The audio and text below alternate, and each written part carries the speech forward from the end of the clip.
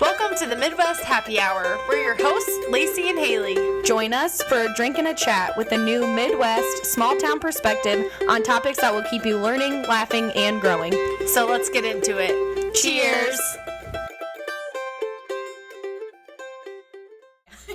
Good job. It just helps. Yes. But hello. Hi. Hello. Hi everyone. Hello. Dude, Welcome back. I am I'm a little nervous for this episode because it's hot. It's hot if you're in central Illinois. Yeah. And you know what's going down with Eastview, or you've heard about Eastview. Yep. Eastview In Christian general, Church. There is a hurricane brewing, and that is why we are drinking hurricanes today. You're so smart. Mm-hmm. Cheers.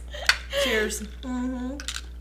So before we get into all of that, what Haley was just saying is that we could always start with less when making drinks. Yes, It called for a lot of syrup, and it's too much. Right. Is that simple syrup? What is that? Well, it's a mix, but it's basically syrup. It's that finest call, but it's got all the juices and everything in it. High fructose corn syrup, which second is great for you. Yeah, and then passion fruit, pineapple, lime, or some orange. There's some orange. A little bit of slime, which is what this kind of tastes like. Yeah, but I was like, okay, what are we gonna do? Freaking get 6 different juices up in here to make us one drink. We're not in Louisiana. I don't just have all the things. Can't just go to Bourbon Street and pick one up for us. Right. That was the first time I had one. It kind of reminded me of why I don't get drinks like this, because it's I don't really enjoy them. Right. It tastes good. Yeah, but it's not really what I'm looking for when I want to drink. When I was 21, I was right. Oh my gosh! Right before this episode, I was like, Haley, should we take a half shot real quick? Yeah. And so we have this rum, this white rum. It's organic rum. It's Kula. I might be really pronouncing it wrong, but it's from Hawaii. And it was on sale for $17.99, and I looked at Jack Daniels. No, or Captain Morgan. And it was $15. So it was well, I'm gonna go with this guy. Right. But we took this half shot, and it immediate regret. I can still feel it inside of me. I got the cold chills. I felt like I was about to be sick. Even though it was warm. It reminded me of college, which is ew. Ew. Doing all the gross stuff. Did you drink rum in college, or was Yes, it was Captain and Coke. Oh, I did. All day, every day. All day, Captain and Coke. Jose Cuervo with Dr. Pepper. And then we would buy a root beer as well. Right. And then we would go to the pop machine. This is horrific. Right. Yep. We would go to the pop machine and get a bottle of Dr. Pepper and a bottle of A&W root beer. Okay. And then we would go to the gas station and have somebody that was 21. We would literally just wait for somebody to walk up and go, hey, can you go buy us a bottle? It worked 100% of the time. Oh my gosh. 100%. Well, we were talking about sizzling, looking good. Right. Especially in Macomb. Right. It wasn't hard, but yeah, we would literally go have somebody buy us a bottle of Jose Cuervo, and then we would take it to the bathroom at the gas station and pour out the root beer, and then put the Jose Cuervo into the root beer bottle because it was dark, so you couldn't tell what was in there anyways. Right. But the problem is, a fifth of Jose does not fit into... No. So guess what happens to the rest of it? You chug it. No! Ew. In a nasty gas station bathroom. Honestly, it's probably a percentage of what's wrong with me. That's hilarious. Yeah. But I think it's funny because we've been best friends for forever. Yeah. But there was a spurt in time, especially after high school, so in college, we didn't see each other a lot because you were all the way in Macomb and I was at Lakeland, so opposite sides. Yeah. And so that's hilarious. We didn't go out and party like that. We did not do college partying. No. Even when you went to ISU. Even when I went to ISU, my go-toers were Sarah and... When you turned 21, we hung out.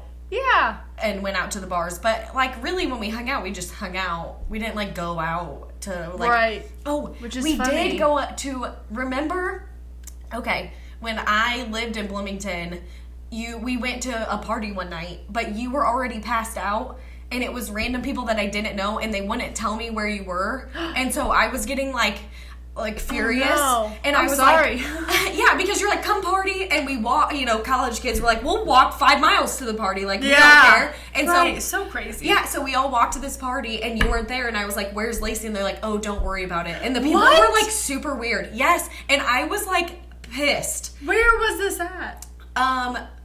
The other side of Bloomington, like by the main McDonald's. Like those, like, it was like apartments. It was on like campus-ish. Oh. Like in that area. Yeah, and I was like furious. I was like, you guys have to tell me where she is right now. Like, this is super weird. Like, she was just texting me, like a half an hour ago or whatever. But then you finally texted me back and you were just like passed out somewhere. And I was like, okay, thank God, but I don't know any of these people. Like, you could have been anywhere with anybody. And in my mind, I was like, these dirtbags are like taking advantage of my friend. I think I remember that. Do you? Because I would be surprised. No, I do, but we can chat. We can chat later. Yeah, but yeah, that was the only time I think where we were trying to do like college party. That's funny. Yeah, maybe there were some other times. I will say, I guess I also... So Sarah was like my party buddy in the very beginning, and then Taylor and I lived together, and then we would go out and we'd hang out and do all that jazz. But so this rum definitely brought me back. Ugh, college days. And it was not a fun place to be. Well, before college days, we were little church kids. Yes. You were more... Well, okay, so the timeline is like specifically Eastview. Mm-hmm. I started going in, I want to say like 4th or 5th grade. Yeah. Because I went to Kidsview, which was, I think that was like 5th grade was the end of it, and then you got to go to Oasis, which was like the teenagers when you got into junior high. But I could be wrong on that. It could have been you had to go to Kidsview all the way through junior high, but I'm not 100% sure. But I started going, like my mom, that's a good story. I don't know where anybody decided that we should start going to Eastview or however that happened. But I started going in like 5th grade, and I remember like going to Oasis and stuff, and it was just like, oh, cool. Basically a live band every Sunday, like getting to hang out, you know? And honestly, I do not, like, I think I said this maybe in a previous episode, or maybe I was just having a conversation with my dad about this because I talked to him about all this stuff. Like, I don't really remember, like, learning anything. Right. You know what I mean? It was mostly about just, like, having a good time. Yeah, and, like, social networking and stuff. I do remember feeling like a lot of my friends that I went to church with, it was weird because I was figuring out that we didn't, like, have the same struggles or, like, the same life. Yeah. But it would be weird how I'd be like, oh, about, like, camping or something, and they'd be like, yeah, we go to Florida for the summer, or, like, stuff like that, you know, where I was like, oh. That's a good point, because I remember I would go to church camp, not connected with Eastview, but I would go to church camp, and I would compare myself to, like, the other girls there, and it just wasn't the same. I just was like, I'm not that pretty, like, skinny little church girl who's, like, naturally has long hair and just, like flawless, and, like, she just looks so innocent. I'm like, that is not who I am. No. You were still in your basketball shorts phase. Yes. It was not... I just remember being like, I will never be like them. And I always felt sad about it. Oh, it's so weird. Yeah. I mean, but also, I don't know. Is that one of those things where maybe if you, like, told somebody older, like, in the church how you're feeling about that, they would be like, oh, girl, it's fine, you know? But I never really had that, like, connection. Even I went on mission trips and stuff, and it wasn't, like, it was more just, like, fun. We, like, painted houses and, like, helped clean stuff, and that one time we went to Cincinnati, or what's the other one? It's not Cleveland, it was Cincinnati, and we were in like a sketchy spot, and but it was cool, and I started my period the first time. It was awesome. That's a good one. I called my mom and I go, I have to tell you something weird, and she was like, what? And I go, I started my period, and she was like, oh my God, I had a dream that you did last night. That's so funny. And then she told my dad, and my dad's like, okay. And I'm like, thank you. Good to know. That's funny. But did you enjoy your time there? Yeah, I really did. I enjoyed it. I mean, I never had any, like, negative experiences or anything. Like, even though I knew... It was kind of like the thing of, other people live different, you know, like just better lives. Right, and that's kind of like the vibe at Eastview. It's a little bit, I don't know. I don't, a little bougie. I mean, it's a big, nice building, and I mean... Yeah. Okay, so I have some Eastview facts. But before you get into that, so I started... Like, I dabbled in Eastview every once in a while with you. And then, like, we did that lock-in together. Oh, yes! Yeah, we did with a lock-in. Box maze. Yeah. Oh, my gosh, I that forgot was so about much that. fun. It was, yeah. And then, in high school, my sister Darby was in college here in town. And she introduced me to Fuel, which was for college kids every Sunday night. This is like unlocking all kinds of memories. I would go to Fuel with her, and then when she moved and went to Kaskaskia, I continued to go, and then a group of like me, Brandon, would consistently go, and then every once in a while, like a few people would like join us, but pretty consistently on Sunday nights, like we'd go to Eastview and go to Fuel, and it's live music, like. It's emotional. Yeah. Like, it would definitely It's powerful. Yes, they know what they're doing. So powerful. Like, I would get goosebumps literally all the time. Yeah. And it was nothing but, like, positive, good energy. Right. And it was exciting, and you felt, like, full. Yeah. Yeah. Afterwards. And I think that is...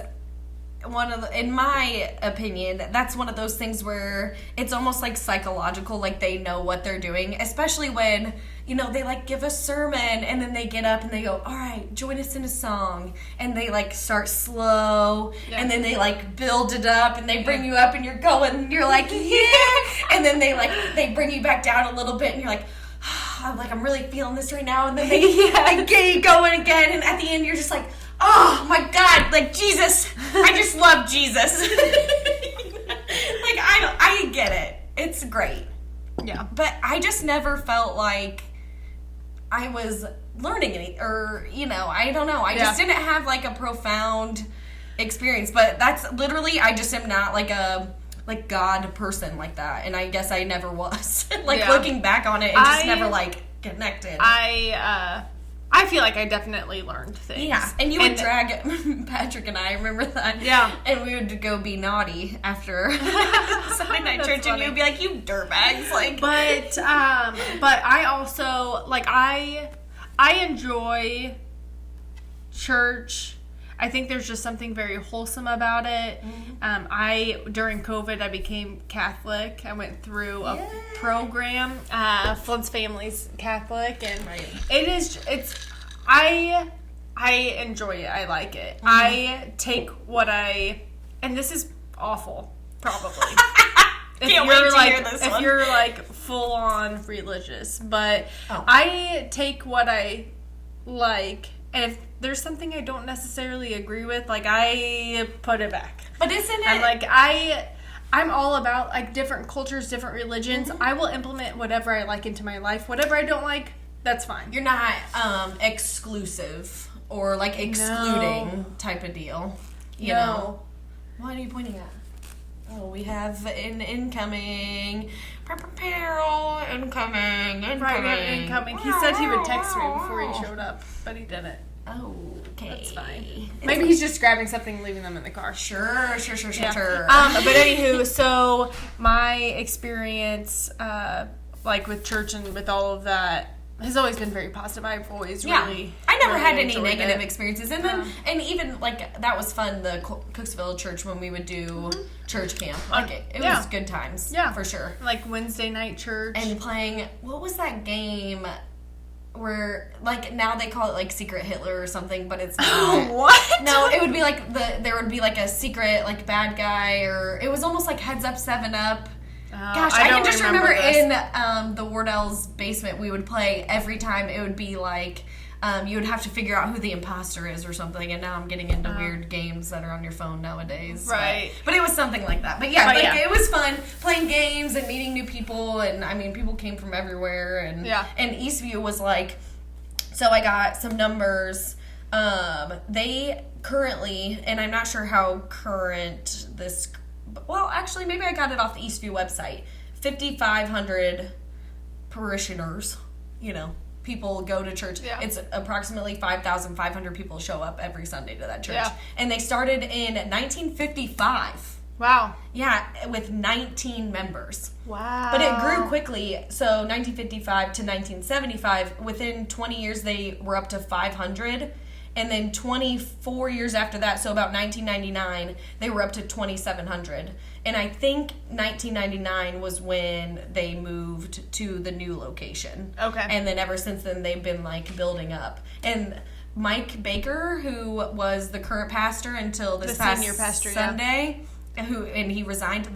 He was only the fourth pastor. Wow. Since 1955. Crazy. Yeah, that is wild. But so they hired Mike Baker in 2007, and I was attending church, and I remember Gary was the senior pastor at the time, and Mike was the whatever other pastor. And I remember when Gary was retiring, my mom was like, okay, she didn't really care for Mike at all.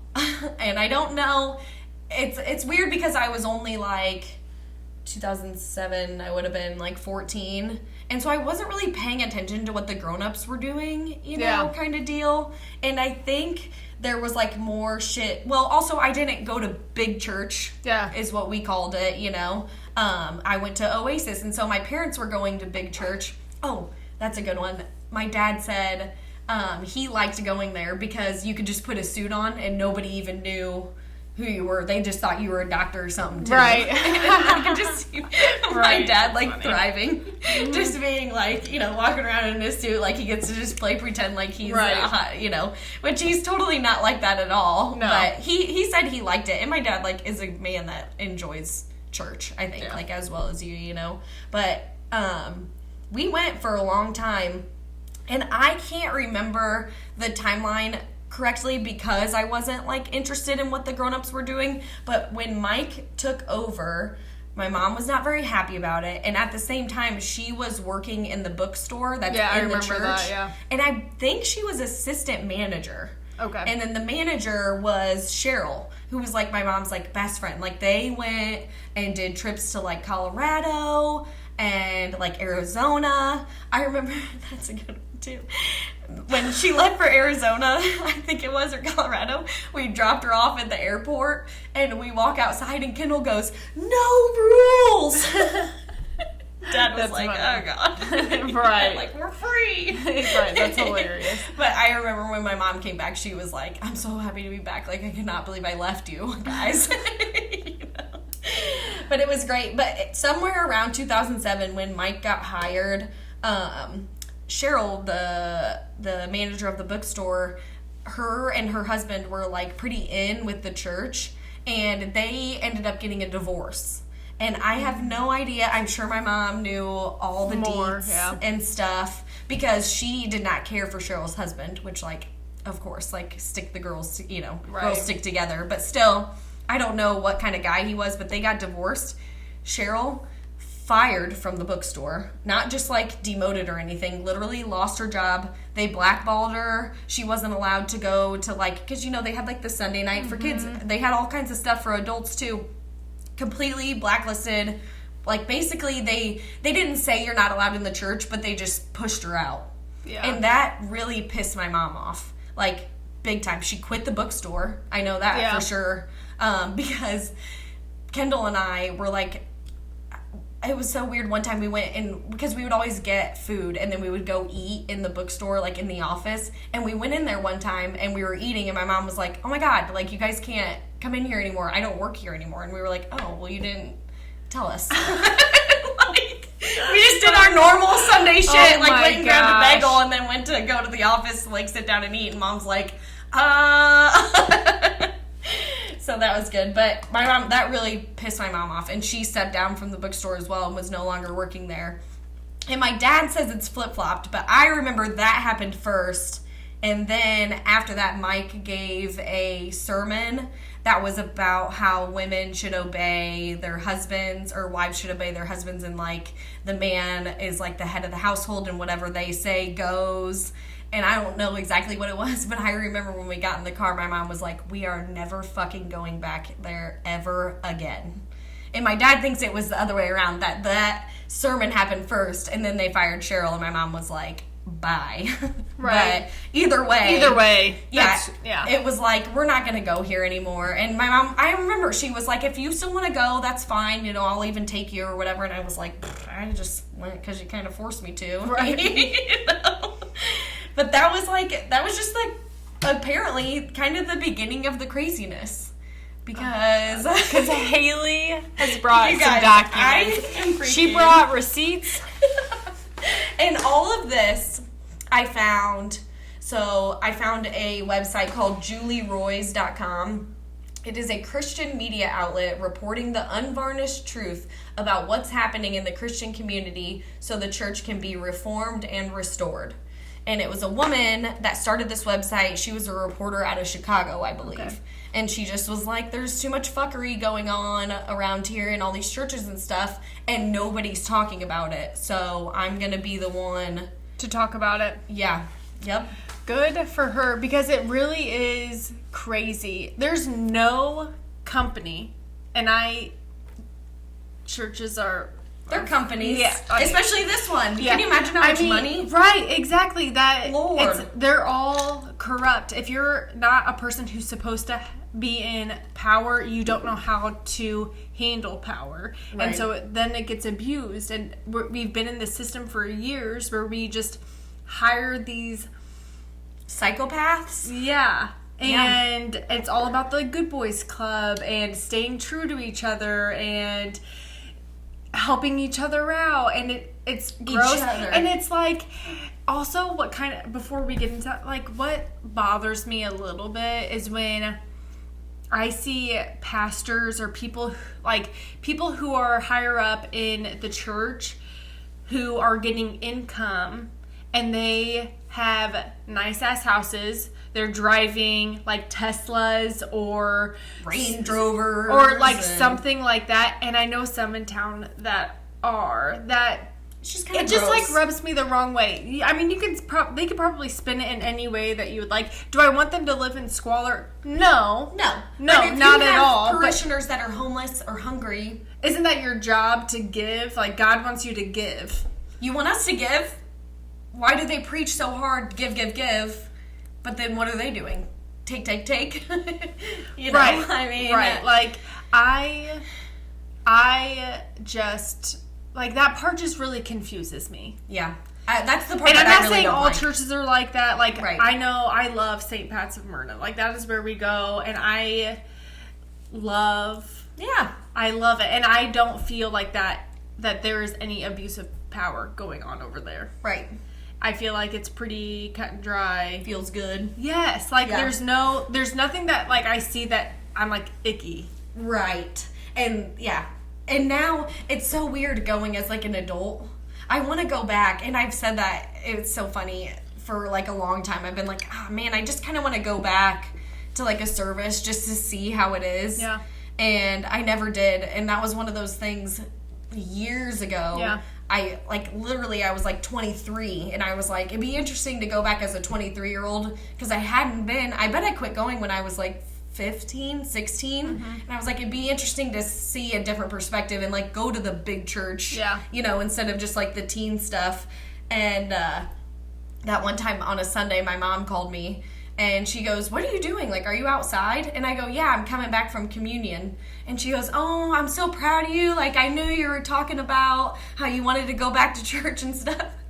And she's going on, and I'm physically crying, laughing. And finally she goes, what is going on? And I go, communion is when we have Bloody Marys before fish and chicken at the Legion on Sunday. And she's like, oh, yeah, she goes, yeah. Like, you get that from your dad or something, I'm sure right. she said. Right.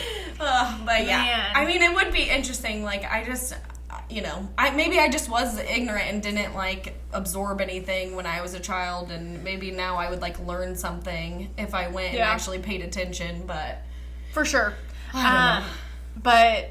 But yeah, so I think it's time to like get down to the nitty gritty, because if you don't know, now you're about to know. There's some shit stuff coming out about the leadership-ish.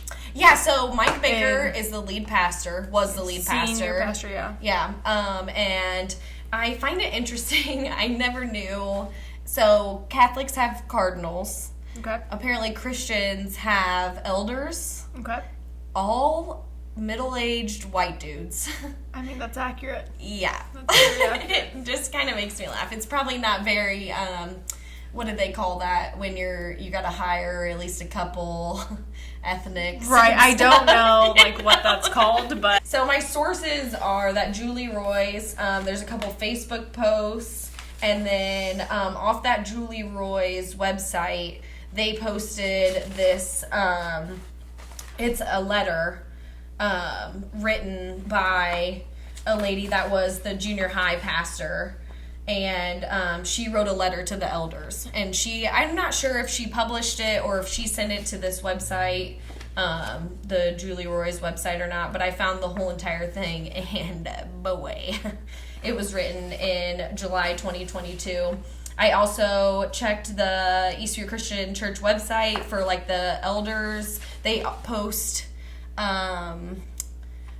it's called the Elders Response is the one that I found, but they must do some kind of posting like once a week.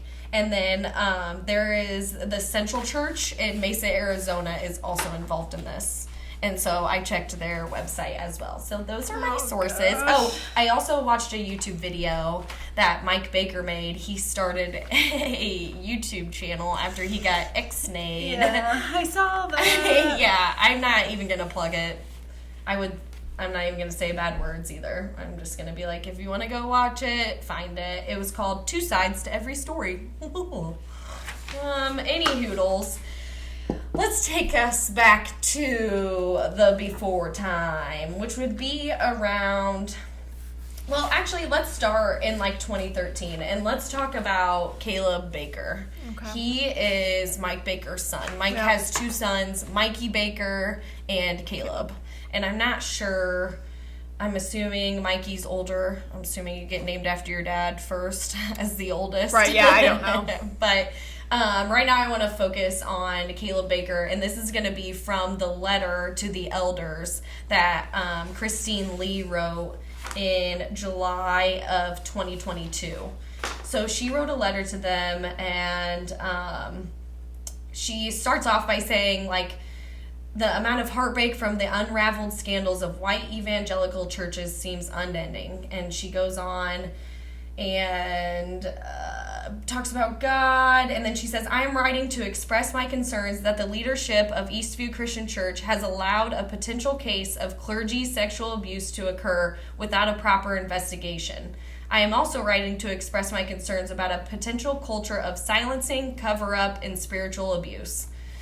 Because she experienced some shit with Caleb Baker starting in 2013, and she says it was early on in her career at Eastview. And in May of 2013, Caleb Baker called me to a private meeting on a Saturday night at the Starbucks on College Hills to tell me that he had heard from God that we were supposed to be together and even to be married, which is just kind of wild to be like somebody that's just coming to the church. And you're like, you're like, hey, can you meet me at Starbucks? And then you go, I feel like God wants us to get married. Right. Like, but it wasn't, I feel like, it was God told me. Right. Yes, and my dad. Yeah. Because she says, he added that he had spoken with people in his life, including his father, about this, and they had confirmed his sensings. She says, I was extremely caught off guard. My relationship with Caleb was completely platonic. Like, yeah, that's freaking weird to be like, I've never been flirted with you, you've never flirted with me, but let's just go to Starbucks and you be like, I'm not like madly in love with you, but God's telling me, and my dad, we should get married. Which, like, to me, I don't know. I feel like that happens a lot, though. Or I shouldn't say a lot, but it does happen that parents want their kids to get married. Yeah. And maybe they, like, push them towards relationships and stuff, you know. Yeah. Maybe she came in and Mike was like, hey, like, she seems like a good potential, like, future wife. Maybe you should hit her up. Right, so, he'd never conveyed interest in me before. I had not conveyed interest in him. I was also under the impression that the policy does not allow people on the same team to be in a relationship like that. Because she was, she was a junior pastor. Okay. You know, and he was also, I'm not 100% sure his role. Maybe I have it in here somewhere. But he did have, like, a leadership role in the church. Caleb did. So at that time, she was like, I'm good. Like, it's fine. She says, I informed Caleb I was not open to any further discussion until Brooke Yarborough, who was my direct report at the time, was filled in. So she's like, I get it, sure, but I feel like it's inappropriate because we work together, so I'd like to talk to Brooke, who was her probably just coworker. I think they were maybe on the same level. I'm not sure if Brooke was her boss or anything, but she says, this is when Caleb became frustrated with me and told me Brooke did not need to know. He was adamant that I did not share with her and just to move forward with him. Which, like, ew. Don't be like, don't tell your friend. Right. Yucky boy. Are you dumb? Like, we're girls. Of course I'm gonna consult. Like, of course I'm gonna be like, do you think that this is a good idea? Like, to my friend. You know? Right. Come on. How could... And so, to me, that just seems kind of gross, you know? Like, don't tell her that she can't talk to people. Come on. You want her to ask God about it instead? That was rude. I'm trying to do as I do as well as do as I say, because I've been telling your 3-year-old not to be rude. Yep. He relented, and I spoke with Brooke about the predicament. So Brooke took the situation to somebody that was on Mike's leadership team, who confirmed there was no official policy, but from what I understood, discouraged this relationship to unfold. And so she, meaning Christine, who Caleb, like, hit up, she went back to him and was like, you know, I talked to a leader about this, and he was like, I don't think that you should be doing this. It's not against policy, but it just doesn't. He probably was like, it doesn't look great. Right. You know? When I shared what I had learned with Caleb, he was angry and followed up with me to inform me that he had talked with Jason personally as well as his father. He told me that they were okay with us being together if I wanted to move forward.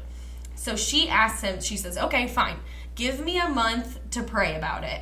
And she says this was around July of 2013. So this has already been going on for like a couple months. He's trying to like pursue her.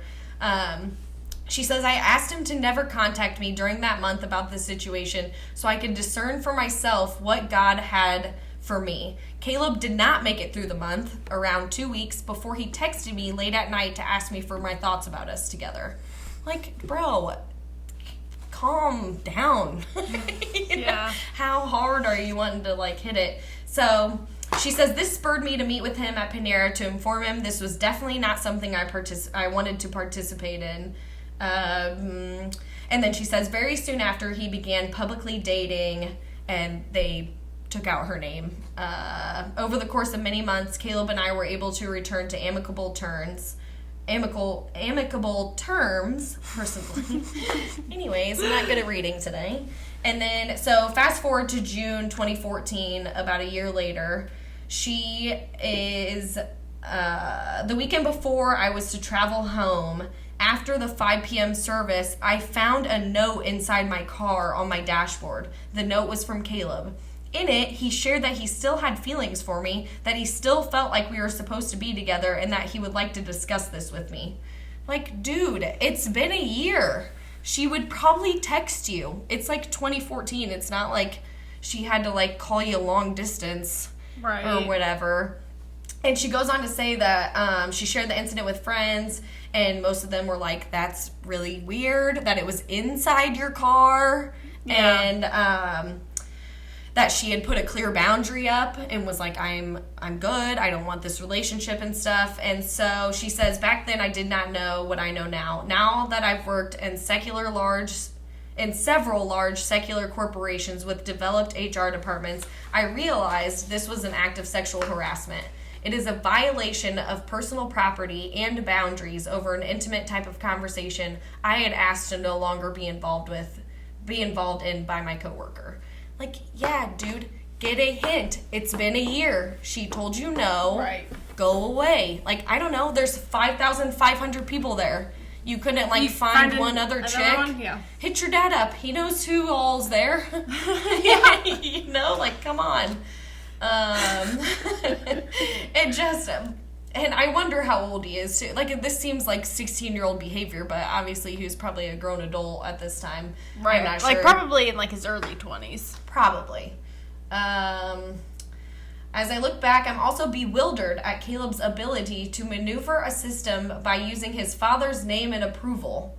And that leadership just allowed it. No one checked in on me and asked me how I was feeling. Which, to me, that is it right there. Nobody asked her. Yeah. Never said, hey, Christine, how are you? And how do you feel about this situation? Yeah, you could also be like, why are you avoiding my son for a year? And she would be like, I don't know. Also, it's weird that he put a note in my car. Yeah. You know, like, can you tell him to knock that off?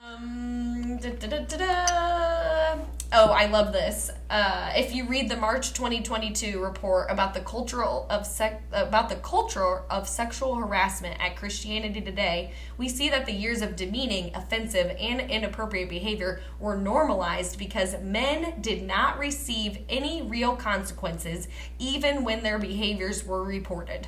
Because I think everybody is looking out for each other and they only have each other's back. Of course they're not going to reprimand him or anything. That's going to look bad on all of them, you know? Like, it's especially being the pastor's son, you're not going to be like, hey, stop being freaking weird. Right. Or else. But that is what happened.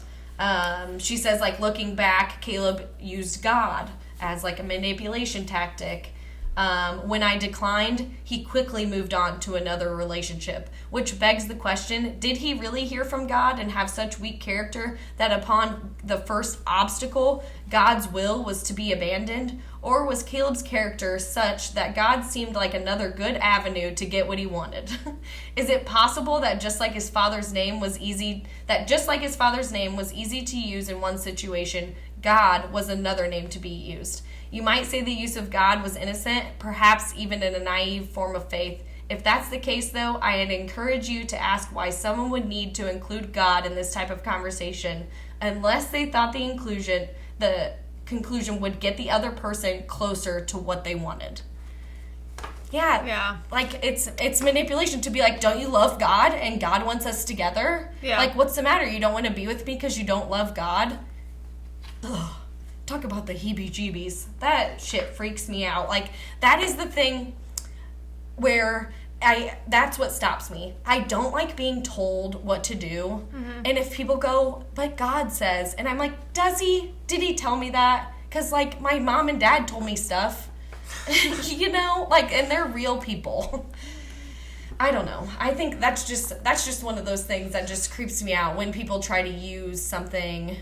You know, well, they said this, so, like, don't you want to do that? If you don't want to do that, then, you know, you can't be included in this thing anymore, you know? Right, and that's, like, the whole thing, what, like, it gets me with churches. Like, I believe in God. I believe, like, I definitely am a spiritual person.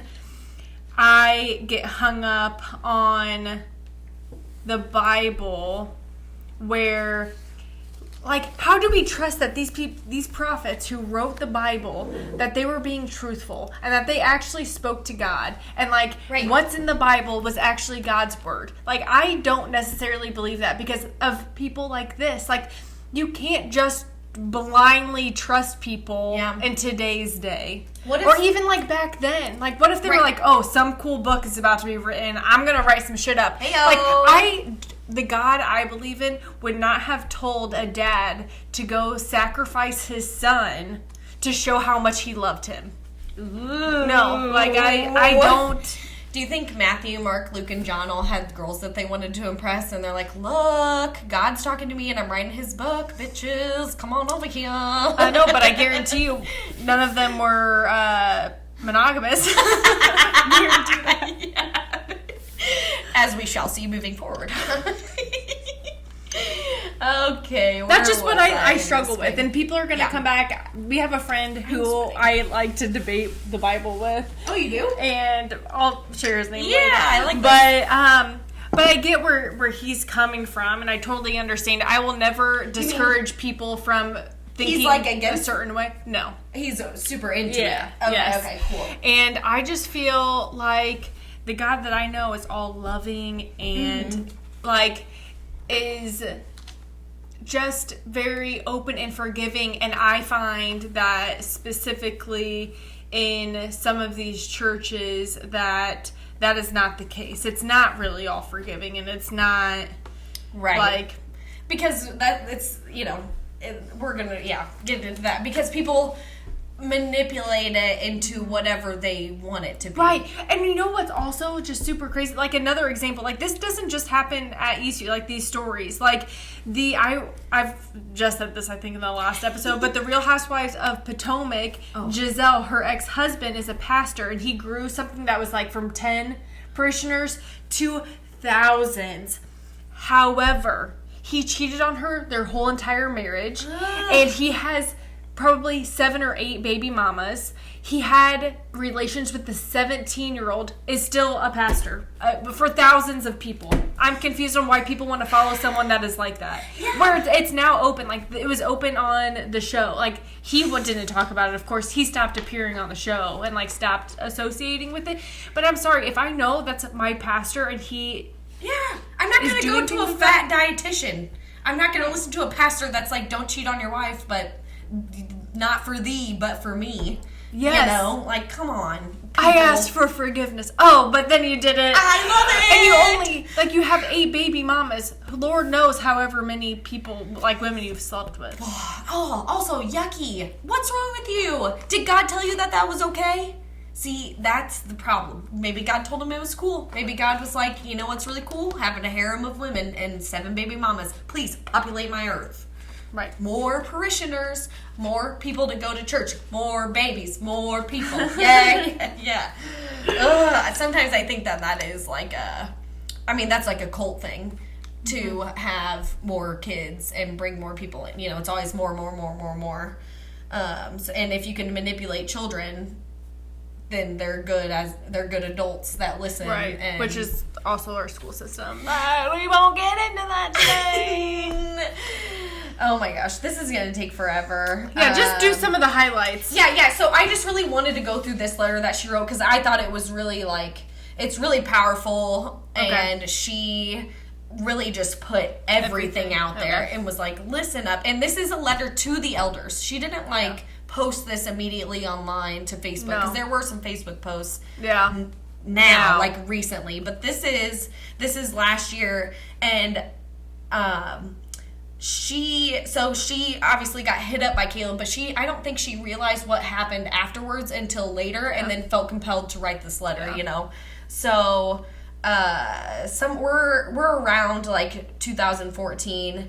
Caleb asserted God's will onto me using his status as his father's son. Love it. This is spiritual abuse, she says. And I hope this woman, I think she did by saying, she learned by working in several large secular corporations with developed HR departments. She learned this shit is not okay. For most of 2014, Caleb was put on probation. He told us, Brooke and I, it was drinking too much at his brother's wedding, but probably not. You're probably an actual probation? See, I could not find. I think church probation. Okay. I think he got his. He couldn't preach or whatever he was doing. He kind of had to maybe step down a little bit. But to me, that seems like there's some fuckery about. It's not just for drinking too much at your brother's wedding, but either way, there were the consequences to that was not just that he couldn't wasn't giving sermons. It was that then these women, Brooke and Christine, had to pick up the slack for him. Yeah. They are the ones that had to pick up and do his, sermons and take up his time, that he was supposed to and everything, which is just stupid. They didn't ask them how they felt about that. They were just like, oh, sorry, Caleb's being stupid. Good luck. See you Sunday. In late January of 2016, Caleb Baker transitioned off of Eastview's staff. Parents and staff and everything, they were told that he had been given an amazing opportunity to serve at a church in Arizona. And it was only recently that Caleb had finished his probationary period, and a few months earlier, Caleb had even been promoted to Brooke and my boss. So, like, he gets off his probationary period, and they're like, you're promoted. Mm-hmm. And then at the end of 2016, they're like, oh, actually, you're going to be going to Arizona. Mm-hmm. And so in February or March 2016, he invited Brooke and Christine downtown to have another talk. He just loves going out to public places to have talks with these women. We asked Caleb if he was fired. At least it's not private. Right. We asked Caleb if he was fired. He empathetically said no. I remember Brooke saying through tears, please just tell us the truth. And he didn't give anything up. He just said, I got this amazing new opportunity. I'm going to Arizona. So obviously they had a feeling at that point. Adios. Yes, they realized like something was wrong. So then in December of 2021, Christine, who wrote this letter, I reconnected with a woman who wishes to remain anonymous, who told me that she had a relationship with Caleb that had sexual components for an extended period of time while I was still on staff at Eastview. And while they were on staff together, so when they had these feelings, Brooke and Christine specifically asked Caleb if he had any connection with this woman because of some rumors, and he told us multiple times no. Also another interesting tidbit, June 2022, a previous employee said that they were required to sign an NDA, a non-disclosure agreement, for their severance, which means, hey, I know you're quitting, but you need to sign this NDA or we're not giving you any money when you quit. Like, yeah. You know what a severance is. Yeah. Lori Ann Thompson, a survivor of clergy sexual abuse and advocate, poignantly states, NDAs are for trade secrets, not trauma secrets. Yeah, people, churches shouldn't have NDAs. No. That's wild. That is so crazy. Everything should be out and open. You're a not-for-profit organization. There should be no secrets. No, you're a church, for crying out loud. I like this is how she wraps it up. We as the church cannot turn a blind eye to the potential of wrongdoing, especially on our own. We have to do more than the bare minimum when it comes to pursuing integrity. The women in this situation deserved better and still deserve better. Your church deserves to know the truth. You deserve to know the truth. We all do. We all can be free in Christ. Christine Lee. Good job, girl. Get it. Tell those elders what's up. Are you guys really effing this whole thing up, Horrific. So let's go to recently. Excuse me. Maybe February 28th. Actually, let me back up. The Arizona megachurch, Central Christian Church, which has 5 locations in the Phoenix area, announced the termination of lead student pastor and associate preaching pastor Caleb Baker at a church service posted on February 13th. According to CCC lead pastor Cal Jernigan, Baker had been involved in a 6-month-long extramarital relationship with a church employee, and the church had fired both Baker and the employee. Good job, buddy boo. You went all the way out there and you just kept on keeping on. And this poor guy, Cal, he makes this long statement and is like... Wait, who's Cal? He's the leader of the church out in Arizona that Caleb went to. Okay. And so on February 28th, he makes this statement that's as soon as I learned about this relationship, I terminated them. I discovered they were involved on the 12th, February 13th, I gathered the board. On the 14th, we made a decision to release both from the staff. 2 days later at the Thursday service, I informed our church of this. So, good guy Cal was hey, everybody, whoopsie poopsie. This is happening. This is not good. And he goes on to say... Because what people don't want to know that their church is hiding secrets. So he's up front and hey, everyone, this is what was going on. This is what happened. Yep. Let's pray for forgiveness for them and move on and be done with it, rather than literally hide everything, which is what Eastview has been Yep, doing. and they just went... Especially with these NDAs. Yep, they went, bye Caleb, like, go to Arizona.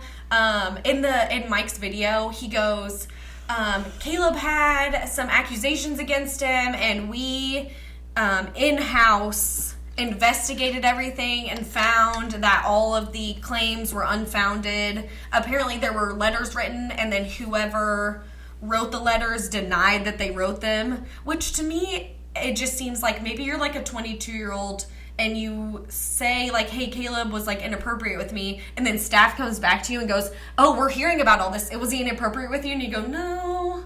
Like, right. maybe they were just scared to come forward.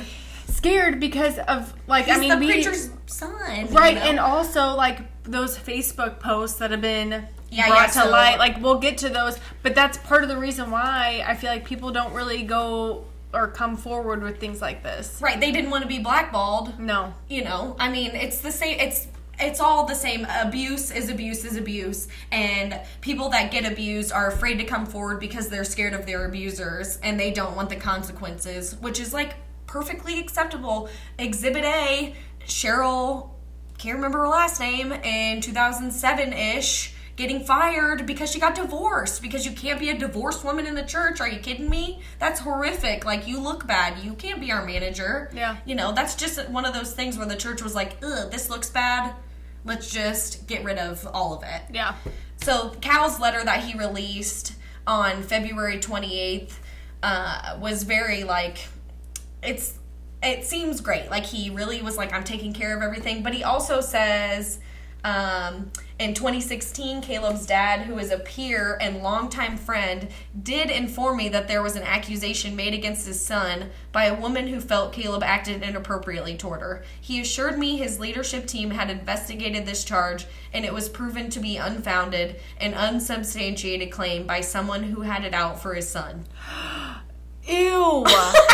For someone who had it out for his son. Okay. That tells you everything you need to know. It's just like, what do they call that? Internal affairs. Like, when a cop gets in trouble, the other cops investigate it and they go, everything was fine. Like, he's in trouble, the church investigates it and goes, oh, it's fine, no big deal. Well, of course, the freaking church is the one that investigated it. Yeah. So everything's coming out here February 28th and such. And around this time now, Eastview is coming out saying, we have third party, the elders' response on February 25th.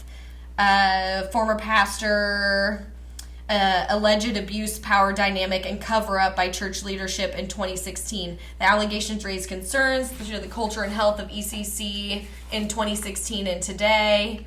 In 2016, after Caleb Baker left, the elders first became aware of specific allegations of possible abuse through letters purported to be written by adult victims of abuse. The elders at the time acted. However, the purported authors of those letters denied that they wrote the letters and stated that they had not been victims of the abuse. That last July, the elder team became aware of concerns when the former employee, which that letter that I just read, was sent to them. So basically in 2016, it almost seems like in that elder statement, to me, it almost seems like Mike was like, I got this. Don't worry, I'll take care of it. And he didn't really inform the elders of everything that was going on. And then they get this letter in 2022 and they're like, well, what the hell? We investigated this, we thought, and everything was fine. And now they're like, well, shit, maybe we didn't investigate as much as we thought we should.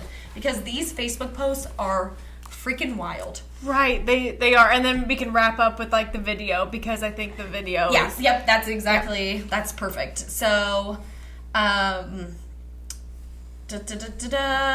okay, so Brooke Yarborough, who I spoke about in that letter that Christine wrote, she's the one that made the first Facebook post. And she says, as I ingested the information last week and grieved for this family and church, I couldn't help but think this was completely preventable. So this had already come out that Caleb was found out in Arizona. And she's like, well, let me tell ya that we have been feeling weird about this guy forever. In 2016, I was told to be quiet and to stop asking questions, and then had the privilege of throwing a go-away celebration party and standing in front of our students to announce his send-off. yucky feelings inside. Like, I'm sure she was like, I don't want to do this because I think something's going on. But what do? You're like, you're a church leader, so you just go along with it and do what you think is right, you know? I mean, why would you think? Because she says, she started planning her exit from a ministry she loved and served for a decade of her life. So she was there for 10 years, you know, and just to find out, like, well, that sucked. Like, and so at this time when Caleb is out in 2016, she's like, I am peacing out of this. I don't think this is right. She says, I was not going to continue to perpetuate the nepotism and system that allowed for this predatory behavior to happen, because that's exactly what it was. In the church, this is specifically called clergy sexual abuse, and I was not going to stand for it. And I think that post is a little bit longer and she goes on, but like that's the guts of it, is she's like, I knew something was wrong. That's why I quit. I tried to bring attention to it. Like, nobody listened. Yep. And so, interestingly enough, there is a response to that Facebook post by Abby Smith, and she was married to Mikey Baker, which is Mike's other son. She was married for 4 years, or she says, for 4 years, I was mentally, emotionally, and physically abused, but never helped. The Bakers knew, yet chose to turn a blind eye to their son's actions. After what seemed to be the longest night of my life in December 2014, I sat with Mikey's mother, Sarah, at 3 a.m. in their home. She had come to get Mikey after he threatened to break both of our dogs' neck in front of me to ensure my love and affection was his and only his. What a really cool guy. While Mikey talked to his father in the basement, I sat with Sarah and broke down about the constant abuse I endured at the hands of her son. I told her that he needed to stop drinking, we needed therapy, he needed therapy with someone other than his father, and that we should live apart while we worked through it. Her response is one of my most vivid memories. Quote, if you give him an ultimatum, Abby, you'll lose. And boy, was she right. After filing for divorce 2 weeks later, it felt like I lost almost everything. I was asked to step down from teaching the kids in Kidsview. My best friend started having family lunches with the Bakers and shaming me for my provocative lifestyle. Every client I had because of Eastview never came to me again. I was fighting rumors and accusations, all while trying to process to heal from years of abuse and manipulation. The reason I'm sharing this is because for years, the Bakers and Eastview have denied any accountability for their actions, and it has to stop. Using positions of not only power, but religious power to protect abusers and shame their victims is intolerable. God's forgiveness is not a free pass for the constant failure of Eastview Christian Church. I'll pray for you. I freaking have goosebumps. Yeah. Like, she's pissed. So this is 2014. Just awfulness. So, and then that just, 2016. So it makes me, like, feel the ick that my mom never liked Mike. Right. And then here we are. Both of his sons are problematic as fuck. Right. I wish, oh man, do I wish Rhonda was here. Me too. Golly. She would love to talk about it too. She would be like, right. Oh, she would be spilling let me tell literally you. all the tea that was going on there. Yep. And why she maybe felt more of that ick towards Mike. Yeah, she always was pretty intuitive towards people. I agree with that. And like how they were. Unlike me, I am not. I would be a very good churchgoer because I would be like, I trust you. Mike resigned February 25th, and the elders put out a statement. They said the elders were committed to walking this journey with Mike Baker, but ultimately he decided to resign, which I wonder if they were like, hey, buddy, get out. But here's also my thing. Who are these elders? How long have they been in place? And why did they just go along with what... Elders believe that for the health of the church, third-party involvement is necessary. So I think they were like, we're getting the cops involved. And Mike was like, please no. Which in the video, he said that the elders wanted to go back 7 years. Yes. And he was like, no, we already did an investigation on it. So he, in his video, he's very adamant about how he disagreed with doing an investigation from 7 years back. Guilty. That was weird. Mm-hmm. What also was weird is that in the video, he talks about how he, kind of knew what was going on, but then ultimately he said, you know what, Caleb, I don't want to know. I don't want to know. After the second allegation. Yeah, he's like, I don't want to know. So then he doesn't want to understand what's going on. But then in the video, he talks about how everything is untruthful. These statements that are coming out are false. These are allegations. And like the title of his video... 2 sides to every story. And then he like brings the Bible in and talks about how... and Proverbs 18:17, in case anybody wants to read it. Did you write it? Right. No, but the basis is that when someone comes with an allegation, you can't always just believe the allegation, which I agree. Yes. I agree. Trial by social media. Until, what word did he use? Because it like rubbed me the wrong way. It was like, it started with a P, I think. Oh, God, I can't think of it. I don't know. But anyway, so until someone... me comes and tells my side to show that there's no truth to it. Well, that doesn't make any sense. Right.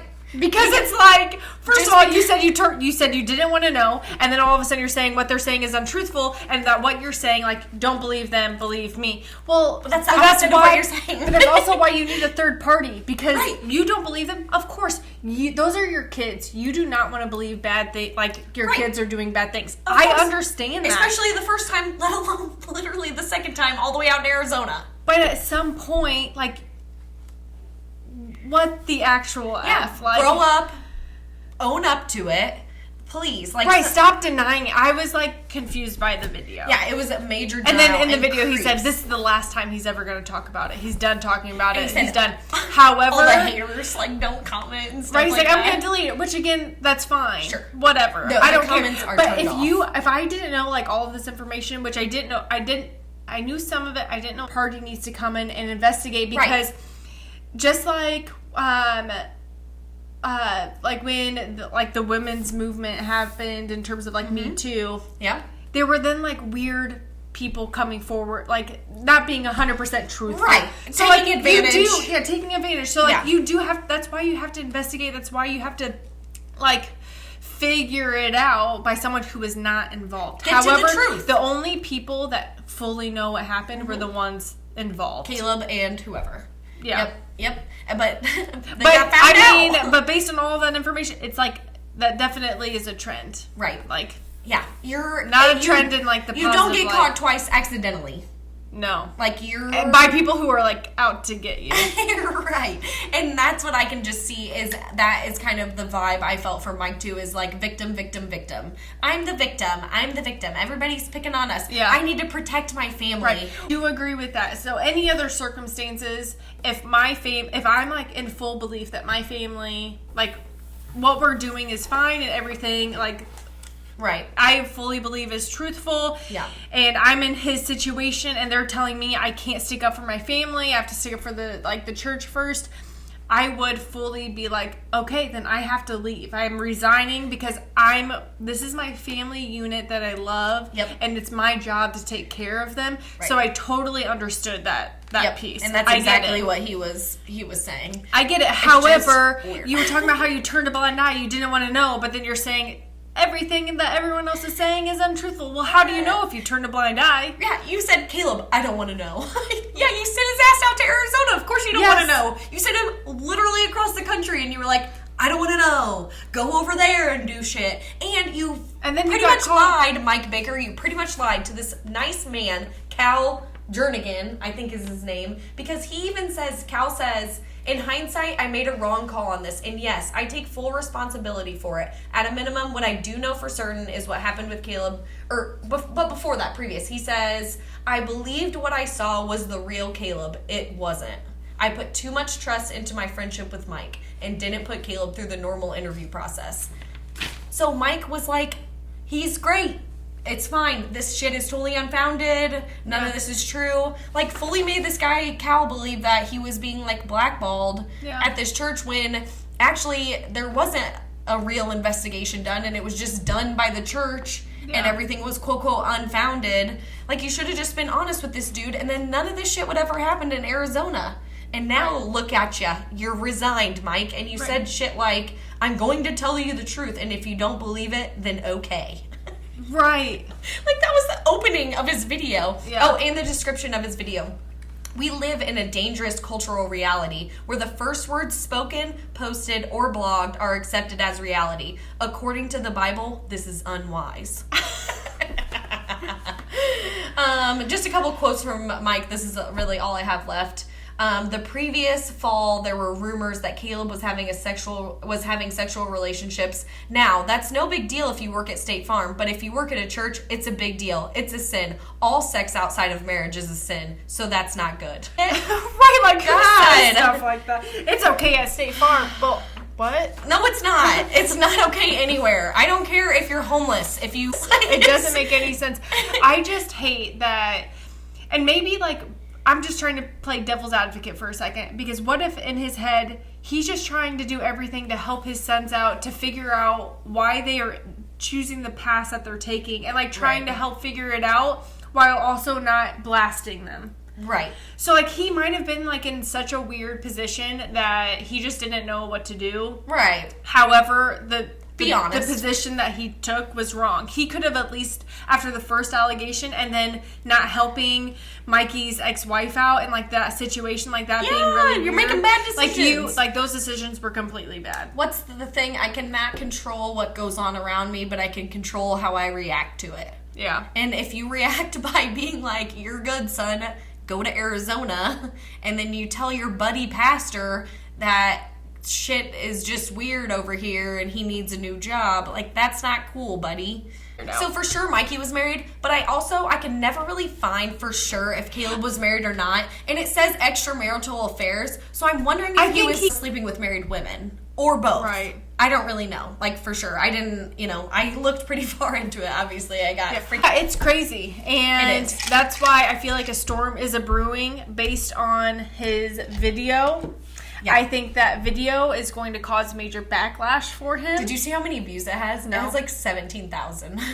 Yeah, the comments are turned off, so sorry everybody. Right. But I just think this is the beginning. I think not unfortunately, I don't know the word for it. Yeah. Feeling whether that's right or not, like I don't know. I don't want.